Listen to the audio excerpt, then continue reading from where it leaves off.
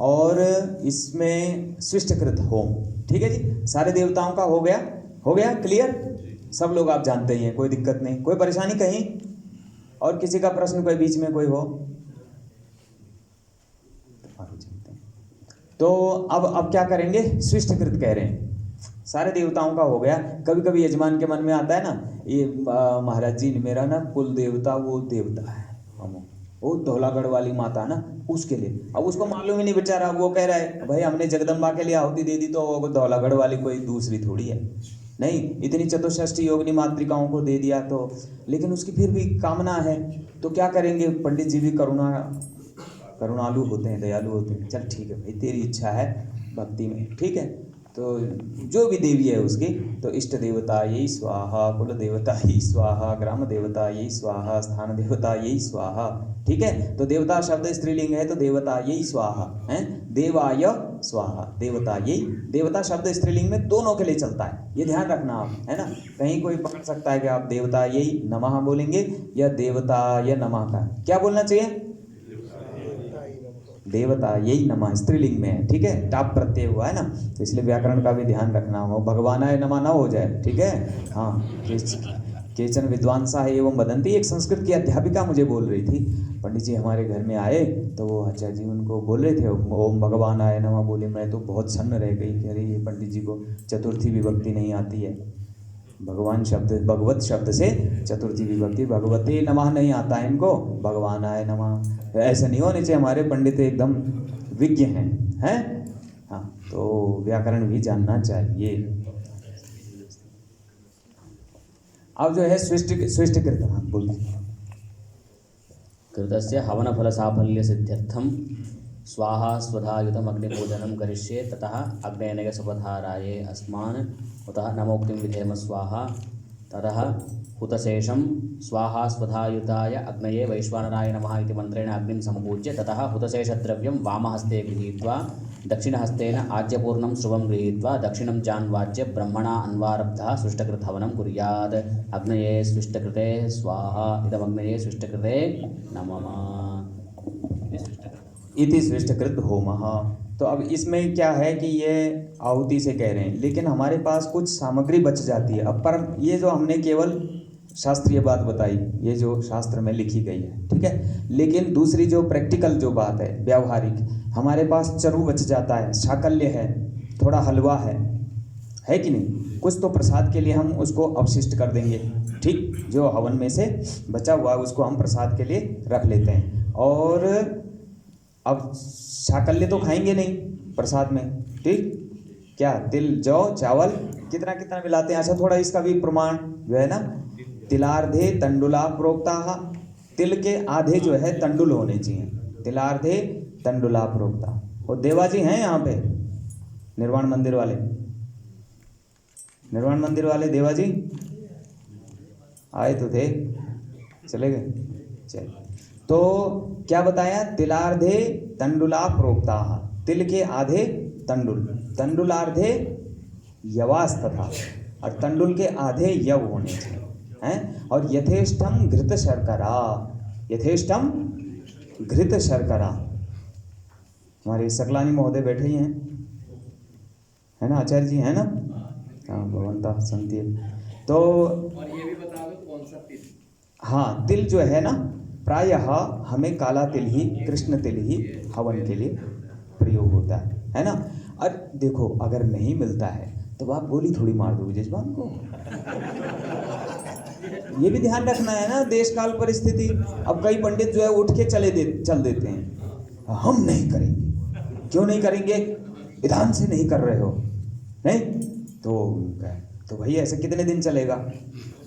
अब इतना समस्या का समाधान हमें नहीं मिल रहा है। यद्यपि वो पितरों के काले उसके लिए भी चल सकते हैं, पितरों के लिए भी चल सकते हैं। यद्यपि लोग क्या करते हैं आजकल, काले तिल में क्या है, मिट्टी का तेल डाल देते हैं वो, किस लिए कि कीड़ी ना है उसमें, है ना, कीट ना है, तो और उसका आप हवन करोगे तो बड़ी समस्या हो जाती है। हाँ जी, यहाँ पर आई कोई समस्या हो, हमारे यहाँ तो बहुत समस्या आई इस प्रकार की।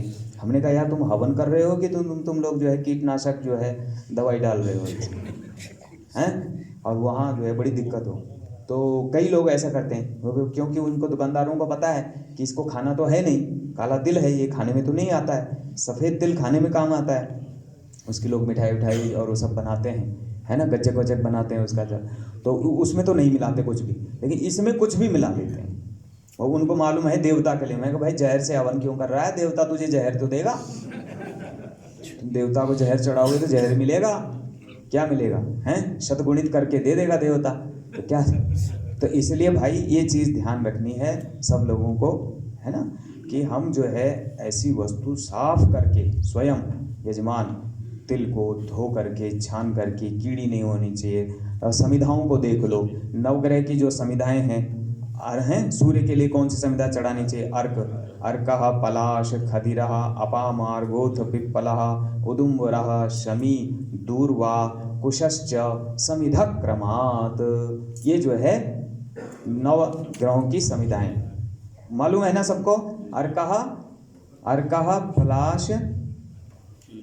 अर्कः पलाश खदिरः अपामार्गोथ पिप्पलः उदुम्बरः शमी दूर्वा कुशश्च समिधा क्रमात्। ठीक है, तो इस पे व्याख्या करने की जरूरत नहीं है, सबको मालूम है ना, कि मतलब भगवान सूर्य के लिए आँख हो गया, पलाश जो है चंद्रमा के लिए हो गया, खैर की लकड़ी जो है मंगल के लिए होगी, बुध के लिए क्या हुआ, चिड़चिड़ा बोलते हैं, अपामार्ग बोलते हैं उसको, हाँ, और बृहस्पति के लिए पीपल की हो गई, हैं, और शुक्र के लिए गूलर की हो गई, और शनि के लिए शमी, और राहु के लिए दूर्वा, और केतु के लिए कुशा हो। ठीक है, तो ये समिधाएं सब क्रम से हो गई, तो कोई दिक्कत नहीं। यहाँ आ गए हमने अब जो व्यवहारिक में बात बताने जा रहा था कि ये जो शेष साकल्य है, इसको हम साकल्य बोलते हैं, है ना। तो साकल्य को क्या कर, जो शेष बच गया उसको हम क्या करते हैं कि अर्घ्य जो है गणेश जी को कई लोग जो है आगे सीधे ही चढ़ाते हैं, और कई लोगों ने ये ऐसे अपनी तरफ चढ़ाना शुरू कर दिया। अच्छा, मुझे इसका कोई, मैं सारी बात वही शास्त्रीय लेना चाहता हूँ, और आप लोगों में से किसी को बताओ कि अपनी तरफ ऐसे डालने के लिए कोई आपको विधान प्राप्त हुआ या केवल परंपरा है। नहीं, कई लोग ऐसे विशेष हार ऐसे अपनी तरफ चढ़ाते हैं, ये भी मैंने देखा, लेकिन मुझे इसका प्रमाण नहीं मिला। तो उसी के लिए मैं आगे बताने जा रहा था कि स्विष्टकृत होम में ऐसा ही किया जाता है। अभी तो देवताओं के लिए हमने ऐसे आहुतियाँ दी, ठीक है, देव तीर्थ से, अब इसको हम ब्रह्म तीर्थ से दे रहे हैं। ये देखो, ये ब्रह्म तीर्थ हैं, तो यानी आत्म तीर्थ, यानी अपनी तरफ आत्म, ब्रह्म तीर्थ माने आत्मा, आत्मा को भी ब्रह्म बोलते हैं, आत्मा जो है ब्रह्म है, तो अपनी तरफ हमें फल की प्राप्ति हो। स्विष्टकृत शब्द का अर्थ क्या है, सुइष्टकृत, सुइष्टकृत, और उससे की क्री धातु है, क्री धातु ता प्रत्यय किया तो बना स्विष्टकृत, माने सु माने शोभनतया, भली भांति, इष्ट, इष्ट धातु माने हमारी इच्छा, इच्छाओं को कृत करने वाली, क्या, पूर्ण करने वाली, हमारी इच्छाओं को जो पूर्ण करती है, हैं, इसलिए सृष्टिकृत आहुति बोलते हैं उसको। उसमें आप कह सकते हैं यजमान को अपने मन में जो कामना है, जिसलिए तुमने ये यज्ञ किया है, ग्रह शांति के लिए किया, पुत्र प्राप्ति के लिए किया, रुद्राभिषेक, कुछ भी जो भी कामना है वो लेकर के कि यज्ञ नारायण भगवान इसका यज्ञ का फल हमें प्रदान करें, तो अपनी तरफ उसको ऐसे देते हैं, है ना। मालूम है ना आप लोगों को कि उसको जो है ये जैसे या थाली में पत्तल में आपने पकड़ रखा है, तो उसको अपनी तरफ ऐसा देते हैं, ऐसे देते हैं आप लोग स्विष्टकृत आहुति।